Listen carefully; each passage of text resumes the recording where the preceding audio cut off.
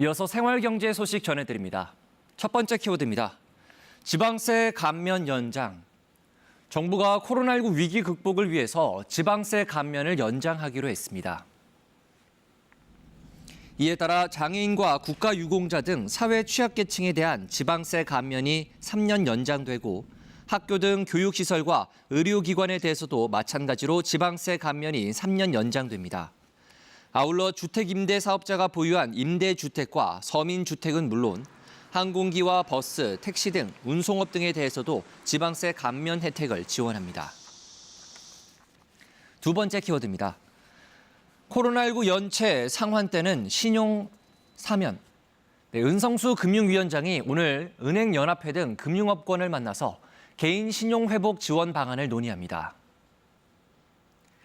은성수 위원장은 이날 간담회에서 코로나19 이후 불가피하게 금융기관 대출을 연체했다가 상환한 경우 연체 이력을 공유하지 않는 일종의 신용 사면을 추진할 것으로 알려졌는데요.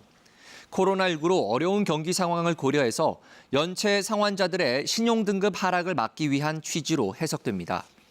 구체적인 기준은 아직 논의 중이나 일정 기간을 정해놓고 그 안에 채무를 연체했다가 갚았다면 혜택을 받을 수 있을 것으로 보입니다. 세 번째 키워드 보시죠. 2분기 제조업 국내 공급 최대폭 증가. 국내 내수 시장의 동향을 보여주는 지표인 제조업 국내 공급이 2분기에 가장 큰 폭으로 늘었습니다.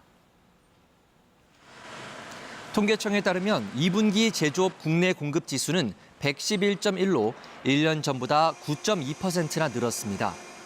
2010년 통계 작성 이후 가장 큰 폭의 증가폭입니다. 특히 수입 제품 증가세가 두드러졌습니다. 전자제품, 기계장비 등을 중심으로 17.2%가 증가했습니다. 통계청은 코로나19로 침체됐던 내수 시장이 이전 수준을 회복한 것으로 보인다고 설명했습니다. 마지막 키워드입니다. 구독경제 유료 전환 7일 전까지 고지. 값을 먼저 치르고 정기적으로 디지털 콘텐츠 등을 이용하는 것을 구독경제라고 하는데요. 앞으로는 사업자가 유료로 전환하려면 7일 전까지 고지하도록 규정이 바뀝니다. 이러한 내용을 담은 여신 전문 금융업법 시행령 개정안이 어제 국무회의를 통과했습니다. 금융위에 따르면 무료 이벤트 가입 후 로그인조차 하지 않았는데 알림 없이 5년간 결제 금액을 청구하는 등 구독경제 관련 소비자 피해가 이어졌습니다.